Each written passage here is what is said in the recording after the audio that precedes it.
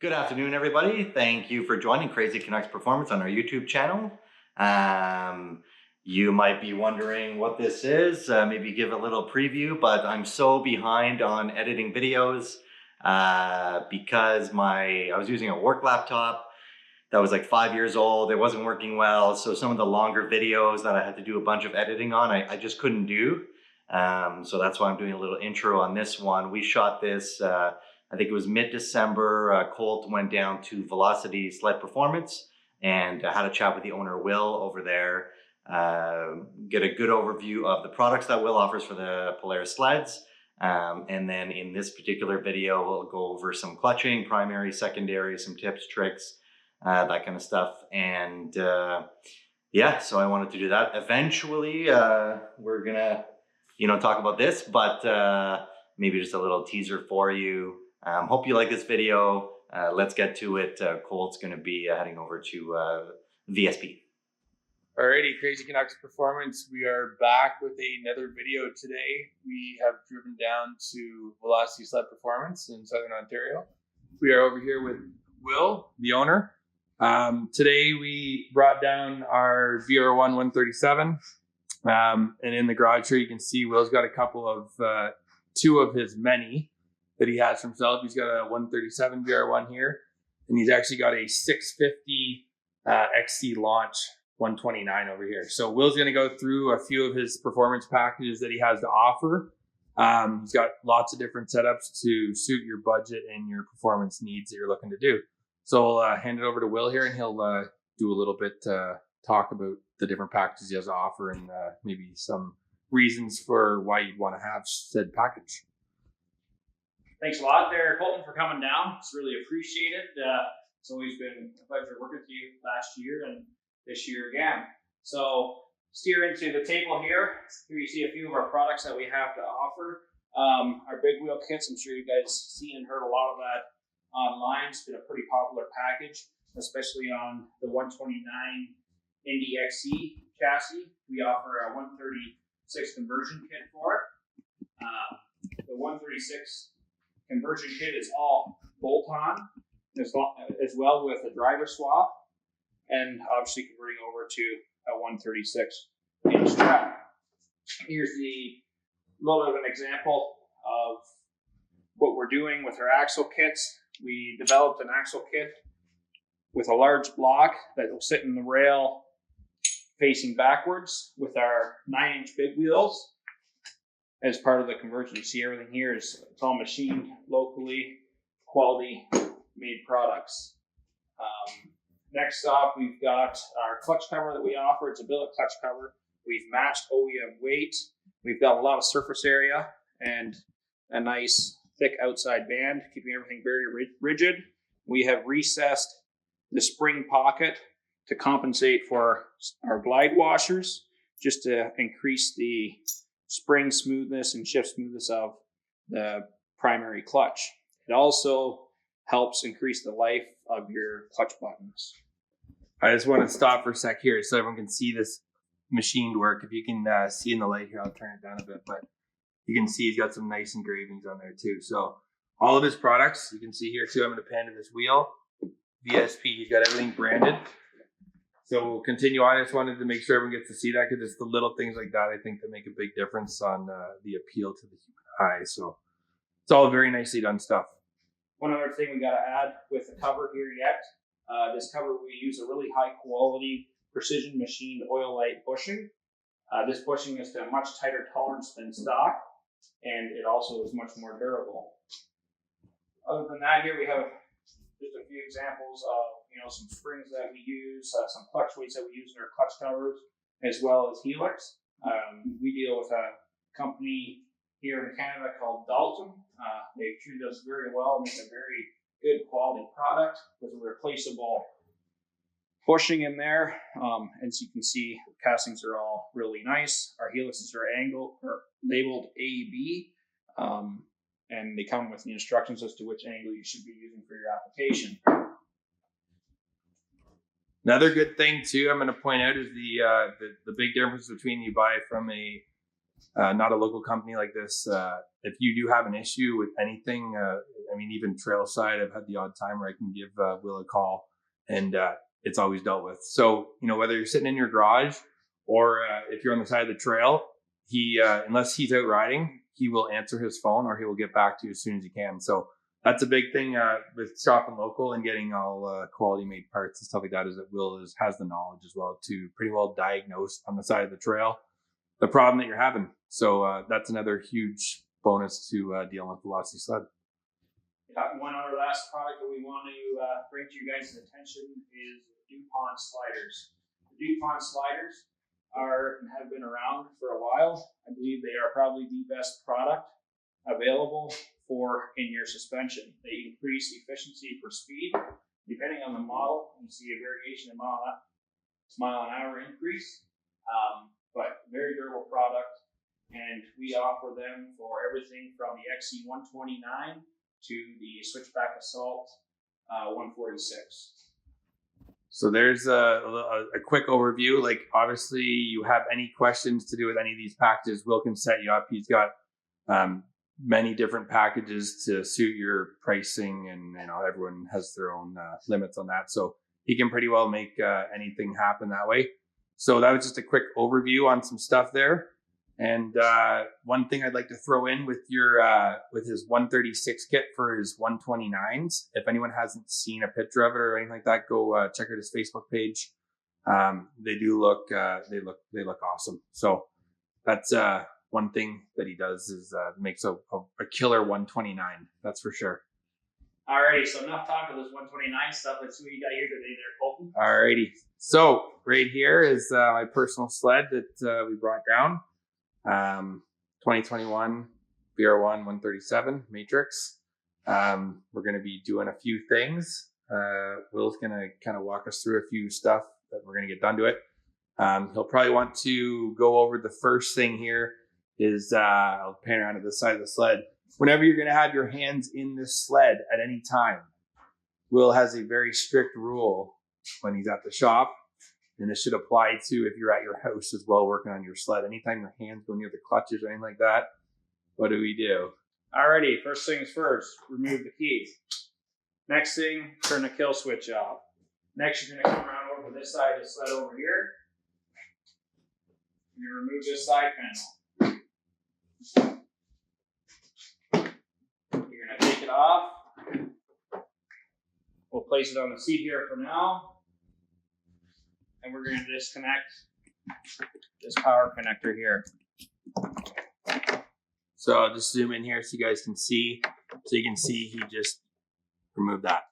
So the reason behind all this is we never want to have a situation where you're in your shop working, you're in the clutches, you're working on the clutches, and your kid's sitting on the seat or doing something, hits the key by accident, and we get a freak accident like that. It would be absolutely terrible. We would have a person with a sledding season probably ruined, and it's something that's very simple to do. Let's do the steps, let's keep things safe, and have a happy time wrenching and a happy time riding. So there you go. That's just a few little pointers there for when you guys are working on your own sleds, to make sure that you do save yourself some possibility of injury. I mean, it's probably a slim chance, but you better to be safe than sorry. Alrighty, so next thing we're going to do is jump into clutches. So here today, Colton, we're going to rip the secondary clutch off. First, we'll remove the belt. We'll take the secondary clutch off, and then we'll take apart the primary, do a clutch kit in your primary without taking your primary off the sled. So we'll go ahead and start getting at it. Perfect. So while we're going through this too, we'll kind of do a little overview on tools that's needed as we go. I mean, a lot of people can figure this stuff out for themselves, but we'll just kind of do a small thing on, you need a 10 mil, socket or wrench or said Allen key or whatever.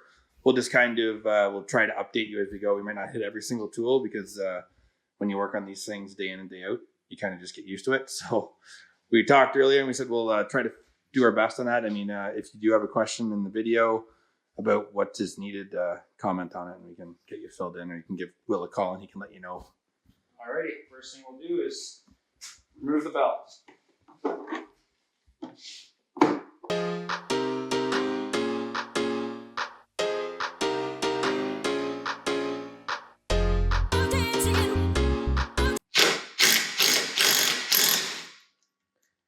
So just there's a 15 mil that we use to take the bolt out of the secondary. Real important thing to also note when you are taking your secondary apart, keep track of the position of the shim washers. Make sure you don't lose them. Keep them the same way they were on.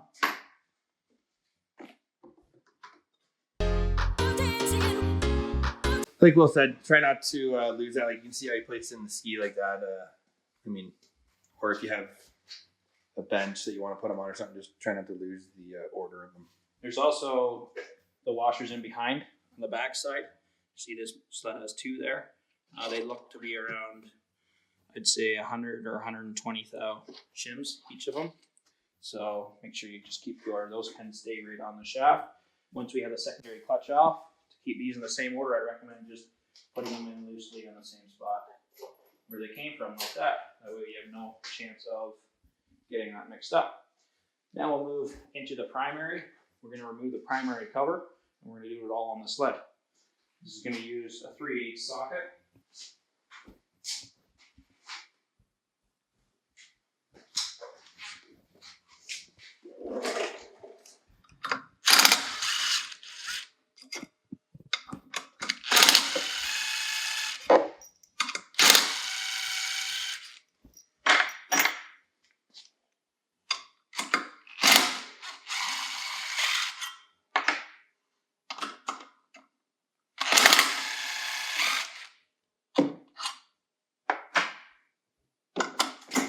This point here, we got pressure with our hand and we got pressure on our gun. We got to be cognizant of, we're going to be threading this off. We want to keep everything as square as possible while we do this, and make sure we keep pressure on our gun so as the bolt comes to the end of the threads, we don't run into any stripping.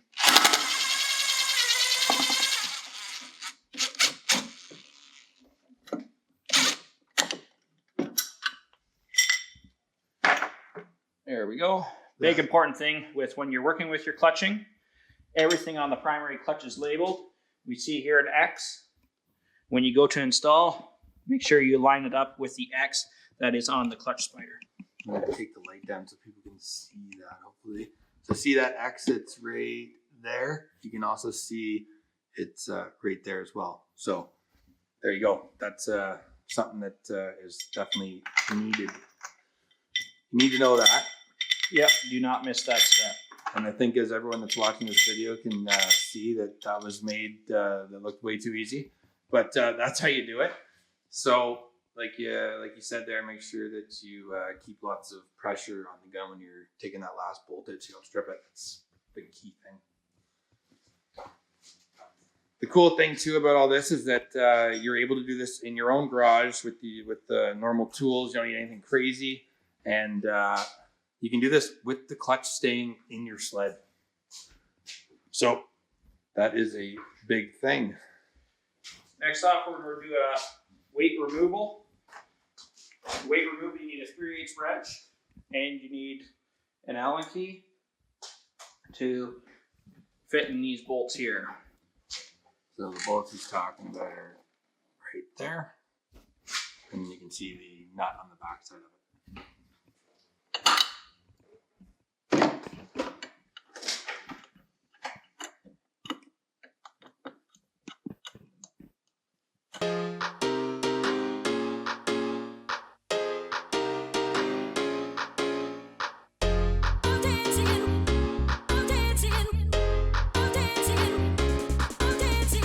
There you go. Just like that. All the weights are out. Alrighty, we'll bring these weights over here to the bench. While we're on our way over there, I just want to point out that this color combo here is a pretty big eye catcher, that's for sure, with the red tunnel. Alrighty, so what we removed, we have our clutch cover mounted by 6 bolts. We have our primary spring, and we have our stock 1072 weights. Next off, we're going to go back to the sled over here. This sled here, being brand new, we don't got to worry about too much. One thing to always check, especially if your sled has some kilometers on, make sure everything slides nice and smoothly. You know, make sure everything's tight. We got buttons in here, we got rollers. Make sure your rollers are free. Check all that stuff ahead of time. It is very important for good, efficient, and smooth clutch operation.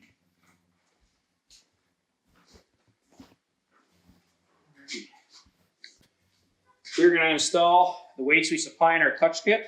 They're Dalton adjustable weight. They have the screw ends. The nice thing about this set, the Allen key that comes with the weight for the screw ends is the same size Allen key you need to remove the weights from the primary clutch itself.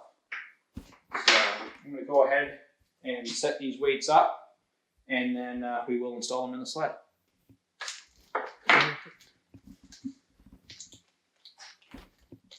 So if you are here and you're installing your clutch kit that you received from us, when we talk about heel, tip, and mid of the weight, if you look at the weight in reference, the heel is by the pivot point. When we talk about heel position, we're talking about threading it in until the screw sits flat, flush with the threads. When we talk about tip, we're talking about the end. We want you to screw the weight in the heel all the way through until it bottoms out in the tip. There you go. A little bit of some facts there, so that if you do get your clutch kit and you are talking and you feel you need something different, he might reference that to you, so that way you'll be able to reference back to the video, just so you can see heel and tip when he's talking to you.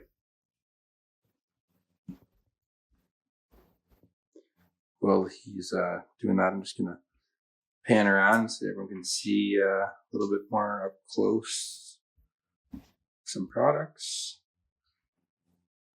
These drivers, are they 10-tooth? Yes, those are 10-tooth 252 driver. There we go. Those are the ones we use in our 136 conversion kits for the 129 Indy XC and the 129 Matrix XC and VR1.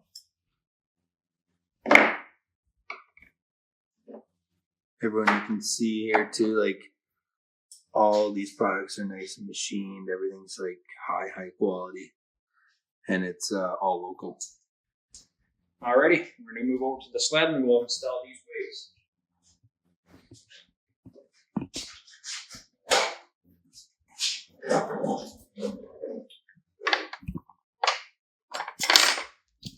For time's sake, we're just going to put the weights in. Whenever you're working on your clutch kit, when you receive it, when you pull your clutches apart, we recommend every fastener on the clutch that you remove, you replace to manufacturer's specification.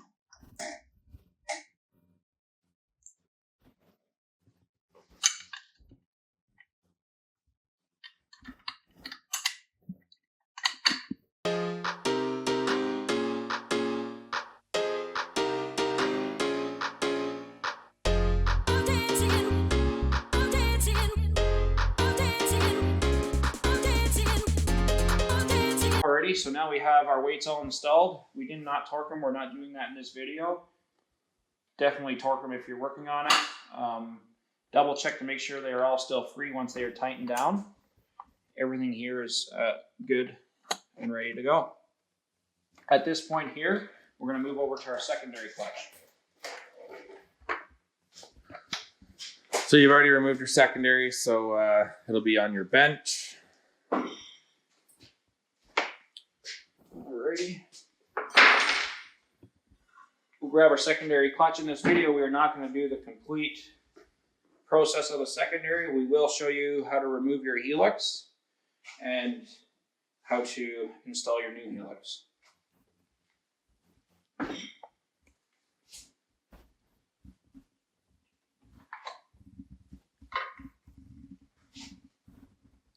when removing these bolts, we do recommend not using an impact. The bolts are soft, and the jolting of the impact can wreck the heads very easily. So a good old ratchet to 27 torques to remove those. Just do it by hand. You can break them loose by hand. Once you have them broken loose, you can remove them with the impact the rest of the way.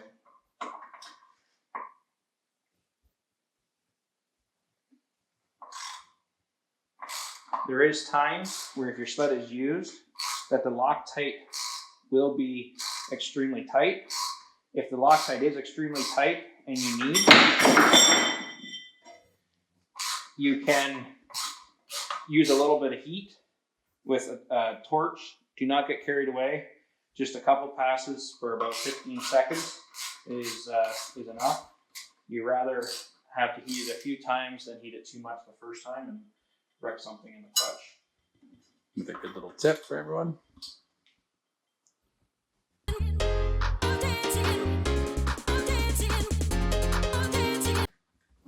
Alrighty, so now we have our bolts removed.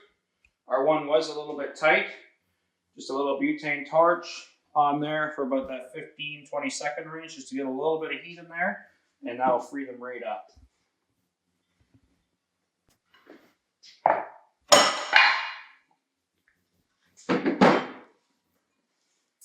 Alrighty, so here we go. We have our helix removed. Sometimes they're in there pretty tight. If they're in there tight, what we do is we just turn them back a little bit. We grab the clutch, flip it over, give it just a good solid tap on the ground with a block in between. Never hit it on the concrete, put a block of wood in between. And gonna make sure everyone sees that there is a block of wood there. It's not on the concrete. Yeah. And we remove the helix. Another cool thing that I think is cool, I think it's good that Polaris did it. People have mixed thoughts on it, is the secondary rollers are much bigger. Here you can see an example of a helix that we supply in our kits for up to 2020. And these helixes will not work on the new clutch. The rollers are too big. They won't even fit on. No. There you go. So those are in the making though, so don't worry. yes, we hope to have our first few helixes for our new secondaries here coming week. We've been doing a lot of testing, and we will not release our secondary setups until we have enough time on the snow, which we're hoping is going to start next weekend. So we're pretty excited for that. So back to the secondary clutch here. You can see you have this big clip here, and behind that is your spring. To remove this here, you do need some special tools. We are not going to demonstrate that right now. Do not attempt to take this off with your hand, bare hands. Use the proper tools for that. There's a lot of pressure on that spring.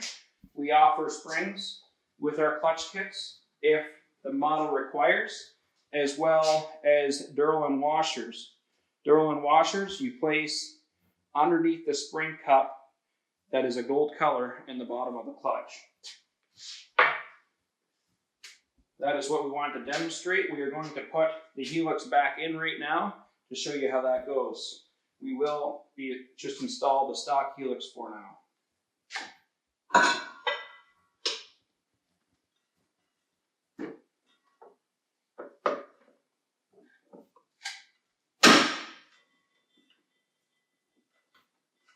That can be very difficult. You might fight with trying to line that up.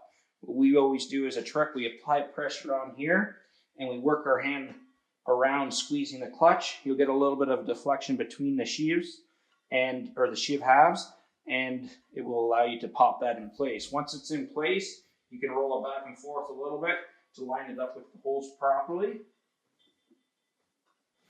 When installing the bolts that we removed, we recommend installing them to manufacturer's spec with Loctite. In this demonstration, because we're going to have this back apart for our machine and balancing package that Colton has wanted to do, we are going to just place them in loosely for now.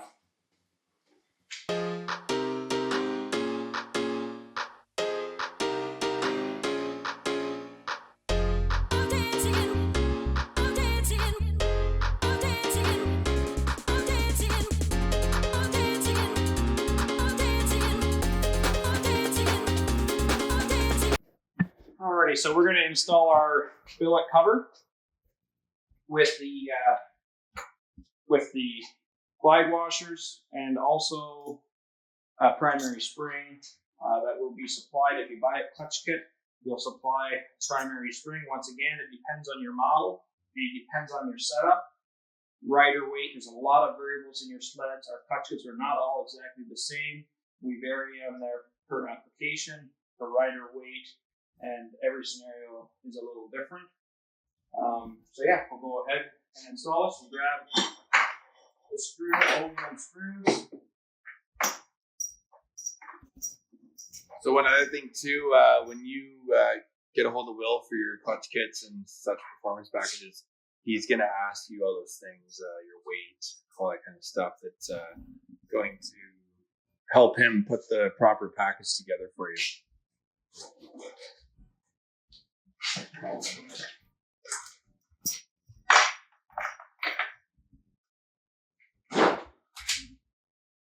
Alrighty, we're going to install our cover. This is for demonstration purposes only. When purchasing our cover, we strongly recommend doing a primary balance. This is very crucial. Balancing your clutches is very important. Strongly recommend it. You can get that done by us. There's definitely more companies that do it as well, and there will be, some fine machining shops that will have balancers that work. If you know someone local who can do that, we strongly recommend getting it done by a reputable shop. But we'll move on and get this cover put on. So in here we have our washers. We got a carbon one. We got the steel one. We have our spring. We're going to install it on the sled. One thing you will notice, our clutch covers are balanced. They are not indicated. They do not have an X on it. That is why it is critical to rebalance your clutch when it's done, and we strongly recommend it.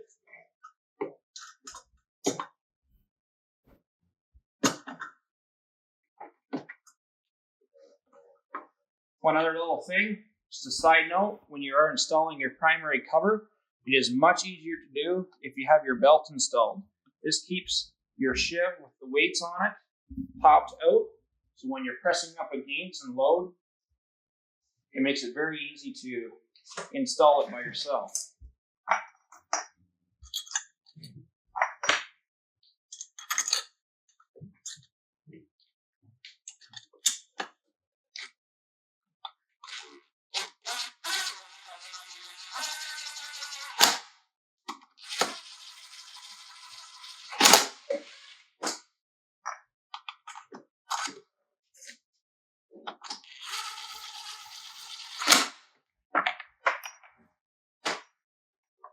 It won't always go that easy, believe me.